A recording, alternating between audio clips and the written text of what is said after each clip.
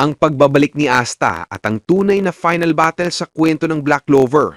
Ang pagpapatuloy ng matinding 2v1 nila kontra kay Lucius Socrates kung saan habang tumatagal ang laban ay mas lalo pa silang lumalakas.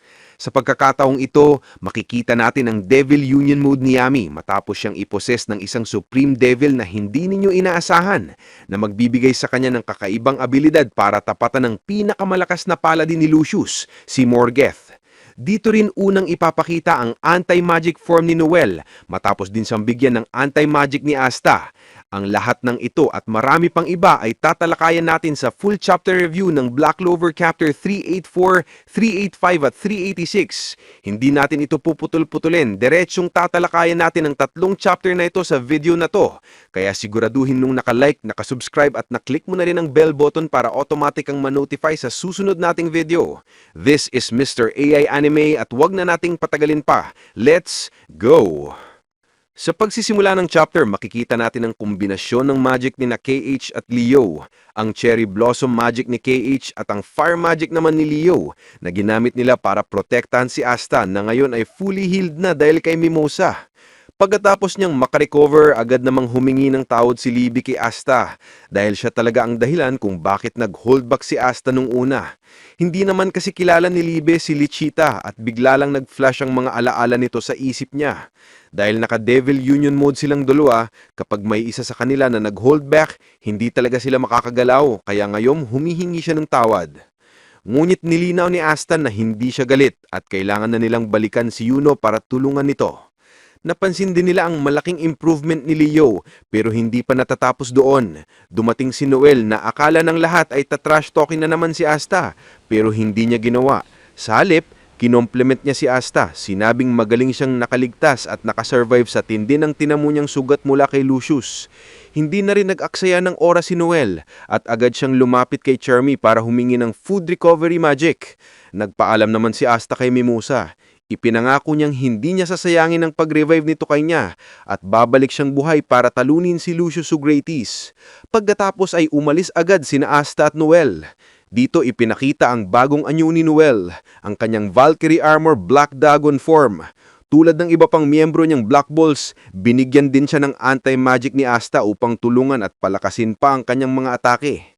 Habang abala si Asta, sinalubong na ni Noel ang mga sumusugod na angels. Sabay sabing siya na ang bahala sa kanila at si Asta na ang dumirets kay Lucius para tulungan si Yuno at tapusin ang laban. Samantala, hindi lang sa Clover Kingdom nagaganap ang laban, may isa pang matinding bakbakan sa Land of the Sun. Dito, hawak-hawak na ng isa sa mga paladins ang shogun ng Land of the Sun, si Ryuryuya. At kung titingnan niyong mabuti, ang kalaban niya ay walang iba kundi si Heath Grace, isa sa pinakaunang nakalaban ni Asta sa simulan ng kwento. Dahil hindi naman talaga kombatan si Ryuryuya, nakasalalay ang kanyang laban sa foresight ng kanyang all-seeing eye kaya mas bagay siya bilang strategist at commander kaysa sa 1v1 battle. Dahil dito, natalo siya ni Heath Grace. Ngunit sa pagsasalita ni Heath Grace dito, nalaman natin ang nakakagulat na katotohanan. Hindi talaga siya si Heath Grace kundi mismong si Lucius Socrates mismo. After daw mauha ni Lucius Socrates ang Gargantuan magic, kahit ang mga paladins ay kaya na niyang sapian at gamitin ang kanilang mga katawan. Paulit-ulit niyang binibigyang diin na dahil sa napakadayang ability ni Ryuryuya, hindi niya ito makita sa kanyang foresight, hindi niya na-predict ang future nito. Dahil dito, maliban kay Asta, si Ryuryuya ang isa sa pinakamalaking tinik sa mga plano ni Lucius.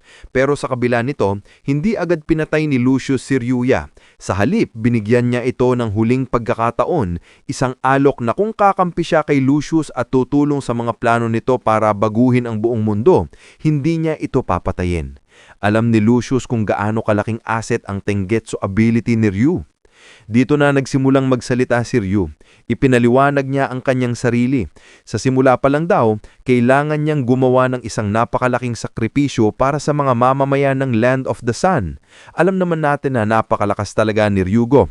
At sa katunayan, mas lamang pa siya kay Yami pagdating sa Katamino. Ngunit kinailangan niyang isakripisyo ang lahat ng iyon upang makuha ang Tengetsu.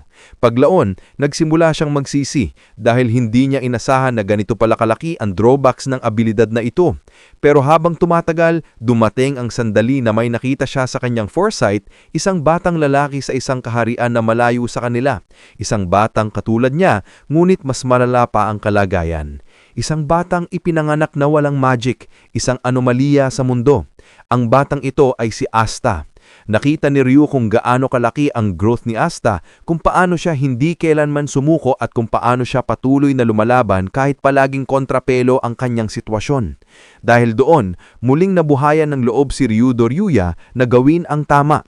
Si Asta ang naging inspirasyon niya at dahil doon, sinabi ni Ryu na hindi niya kailanman susuportahan si Lucius Sograte sa mga balak nitong baguhin ang mundo. Ang tanging tao raw na susuportahan niya ay si Asta at hindi lang siya, ang buong Land of the Sun ay babakupan si Asta.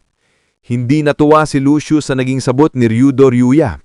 Sinabi niya na kung ganoon, mukhang hindi nakakailanganin ng bagong mundo ang isang shogun. Isang pahiwatig na papatayin na niya si Ryu mismo. Ngunit bago pa niya ito magawa, dumating ang pinakamalakas na miyembro ng Ryuzen 7. Sa pamamagitan ng isang overpowered surprise attack, kahit nababalutan na ng bronze magic ang kanyang katawan, tinutok niya ito sa kanyang kanang braso upang makabuelo ng isang napakalakas na slash. Gamit ang Z10 attack, natanggal niya ang ulo ni Heath Grace. At dahil wala pang ibang paladin na nakita sa loob ng Land of the Sun, tila dito na nagtatapos ang eksena sa reunion sa kamatayan ng isa sa mga paladins na ipinadala ni Lucius. Paglipat ng eksena, bumalik tayo sa Clover Kingdom kung saan nagpapatuloy pa rin ang matinding duelo ni Lucius Zogrates at Yuno. Sa pagkakataong ito, unti-unting bumabalik ang advantage kay Lucius dahil nawawala na ang anti-magic sa katawan ni Yuno. Tulad ng binanggit, pansamantala lamang ang kapangyarihang iyon. Temporary lang dahil sa espada na ibinigay sa kanya ni Asta. Ngunit nagkamali si Lucius sa pag-aakala na siya na ang may upper hand. Kahit paubos na ang anti-magic ni Yuno, inilunsad niya ang isang napakalakas na one final attack laban kay Lucius Zogrates, isang tira na maaaring magbago ng takbo ng buong laban. At eto na ang Black Meteorite. Dito tinamaan ang mukha ni Lucius Zogrates at muntik na nga niyang maputol ang ulo. Nagulat si Lucius, hindi niya inaasahan na kahit paubos na ang anti-magic ni Yuno, gagamit pa siya ng isang anti-magic attack. Ngunit dahil ramdam na ni Yuno ang bigat mang pagpatay kay Lucius, ubos na ang kanyang anti-magic at makakapag-rely na lang siya sa sariling magic niya, ang wind magic at ang star magic. Ngunit tulad ng binanggit ni Raido Roya, mukhang nakita na naman niya ang future gamit ang kanyang Tengen. Dito nakita niya na babalik si Asta upang tulungan si Yuno. Gulat at galit na galit si Lucius dahil akala niya napatay na niya si Asta. Akala niya na wala na ang flow of the world. Ngunit ngayon, nagbabalik na muli ito at mahihirapan na siya sa isang 2v1 battle. Napansin din ni Yuno na parabang napipikon na si Lucius habang sinasabi na ganun daw kalakas ang impact ni Asta sa kanya. Basta nakita lang niyang buhay si Asta, nagbago na muli ang mood ni Lucius. Inilabas ni Lucius ang kanyang trump card. Gumawa siya ng isang paladin version ni Lichita. Alam naman nating na ginamit niya ito dati upang magkaroon ng opening sa Devil Union mode ni Asta at ginamit niya ito muli.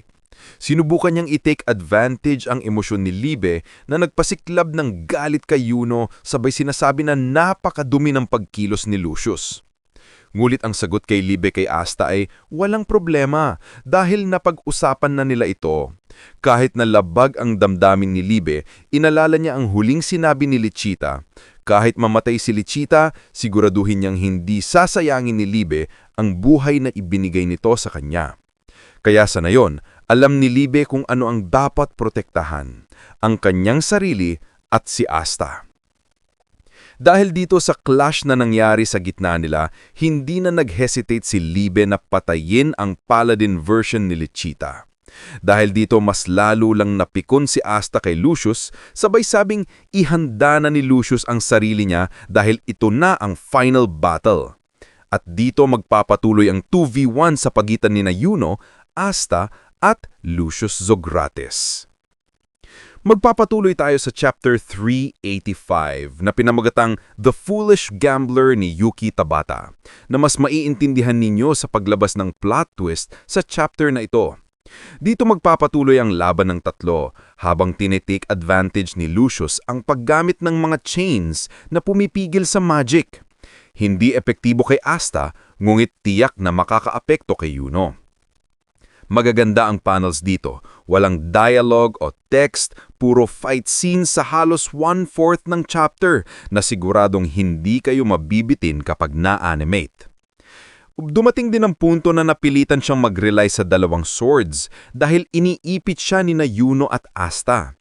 Habang ginagamit niya ang chains, ginagamit niya rin ang swords upang ma-push back ang dalawa, hanggang sa umabot sa punto na ang Royal Castle mismo ang napapabagsak sa tindi ng kanilang atake. Dahil sa sobrang focus ni na Asta at Yuno, pati ang kanilang mga spirits at demons, sina Libe at Bell, ay nakafocus na rin. Ngunit habang tumatagal ang laban, nare-realize ni Lucius na may mali. Mas lalo pang lumalakas at nag-i-improve sina Asta at Yuno. Pilit nilang ino-overcome at nilalamangan ang isa't isa.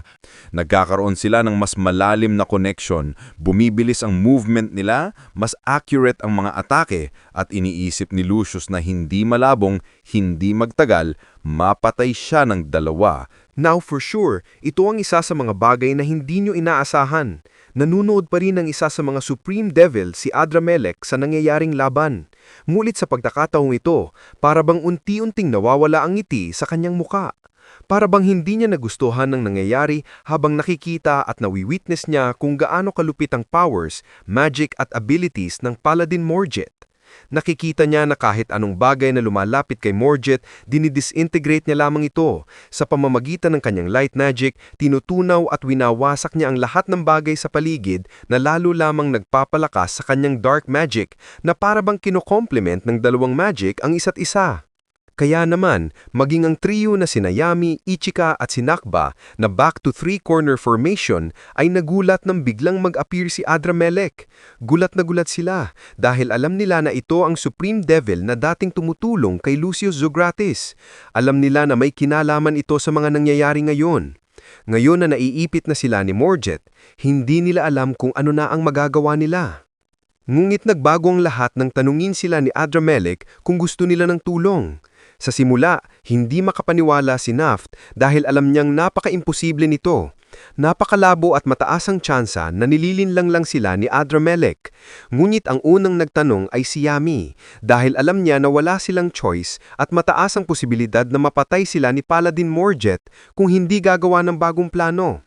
Tinanong niya si Adramelech anong rason bakit tutulungan sila ng isang Supreme Devil kung ganon, kung nakita na nila dati na tinutulungan ito si Lucius. Ipinaliwanag ni Adramelech ng napakasimple at predictable. Alam niya kung ano ang magiging kalalabasan at mataas ang tsansa na mapapatay silang lahat ni Lucius. Mababago man ang mundo, alam na niya na nangangahulugan na wala ng excitement, predictable na iyon. At lalo na sa laban na ito, hindi nila matatalo ang Paladin Morjet kahit anong gawin nila. Kaya ang offer ni Adramelech ay hayaan si Yami na iposes ang kanyang katawan. Sa pamamagitan ito, mabibigyan siya ng mas malakas na powers at mas malupit na abilities para patayin si Morjet. Hindi agad naniwala si Yami, ngunit ipinaliwanag ni Adramelech na pagkatapos i-open ang Tree of Qliphoth at ang gates papunta sa underworld gamit ang katawan ni Yami at ni Vanans, magiging perfect vessel ito para sa Devil Union. Maaari na siyang sapian ng isang devil, maging ng isang Supreme Devil tulad ni Adramelech.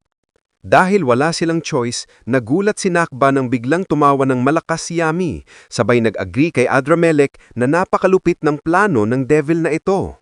Hindi nagtagal, sinapian na talaga ni Adramelech ang katawan ni Yami. Makikita sa panel na ito ang Devil Union mode ni Yami na combined sa abilities ng Yami Clan. Dahil sa nakikita ni Lucius ang lahat ng nangyayari sa buong mundo, nakita rin niya sa kanyang vision kung gaano siya katinding pinipilit ni Adramelech. Sinabi mismo ni Adramelech dahil alam niyang pinagmamasdan siya ni Lucius na hindi niya masisisi si Adramelech. It would be much fun ngayong na medyo fair ang laban, ani niya. At ngayon ay hindi na ito magiging predictable dahil nasa panig na ng mga human si Adramelech. Dito rin binanggit ni Adramelech na may napakalupit siyang magic. Pero huwag daw magugulat si Yami dahil hindi ito suitable o para bang hindi fitting na maging magic ng isang devil. Ang dahilan pala nito ay ang magic ni Adramelech ay light magic na nangangahulugan na pagkatapos niyang maposes si Yami, nagpuposes na siya ng dalawang magic na magkaiba at napakalayo. Tulad ni Morget, mayroon na siyang dark magic at light magic. Ang pagkakaiba lang, mas superior ang light magic ni Yami ngayon dahil nanggaling ito sa isang supreme devil. At dahil napakalakas nito, mas mataas ang degree of intensity ng light magic ni Adramelech. Kaya, kayang patayin at patumbahin ang lahat ng mga angels at paladins. Habang ipinapakita ang napakatinding panel, sinasabi ni Adramelech na it takes a devil to kill and battle angels.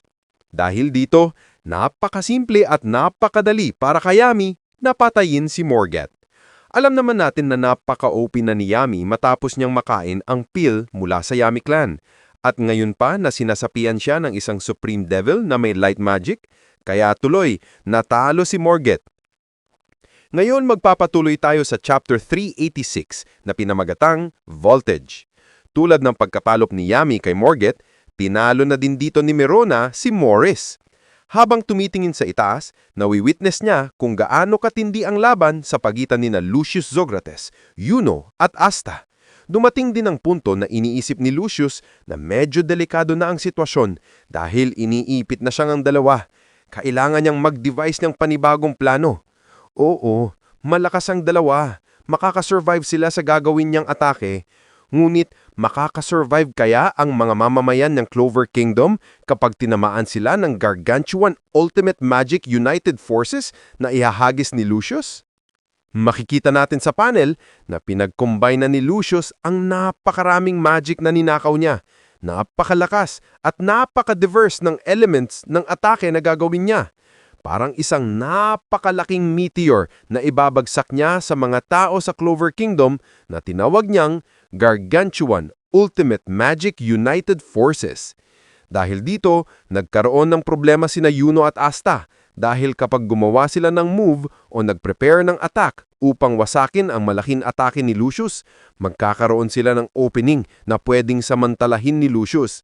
Ngunit may isang boses mula sa ground na sumisigaw na huwag silang mag-alala at mag-focus lamang sa pakikipaglaban kay Lucius. At yun pala, walang iba kundi sina Marioliona at Fugolon.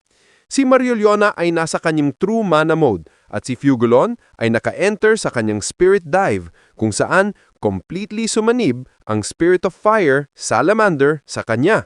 Sa pamamagitan ng combination ng powers ni Marioliona at Fugolon, tinangka nilang wasakin ang Gargantuan magic ni Lucius.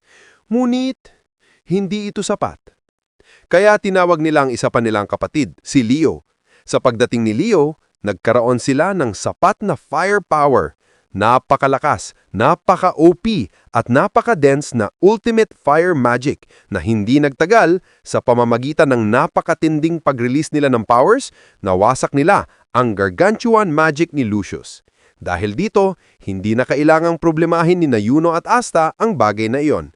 Sinamantala ng dalawa ang destruction at debris mula sa pagkasira ng Gargantuan magic para makapag-launch ng surprise attack kay Lucius. Pinagpatuloy nila ang barrage at combination of attacks. Sa sobrang tindi ng focus ni Yuno at Asta, pati sina Libe at Bell ay nakafocus lamang sa matalo si Lucius. Makikita rin sa napakatinding panel ang True Devil Union mode ni Asta at ang Spirit Dive mode ni Yuno. Truly rivals sa loob ng isang napakatinding generational clash. Makikita na iba na talaga ang mood at expression sa mukha ni Lucius na para bang nakita niyang isang napakakatatakot na vision. Parang nakita niyang matatalo na siya. At sa final panel, na-i-feature ang napakagandang scene kung saan pinagtutulungan talaga ni Asta at Yuno si Lucius.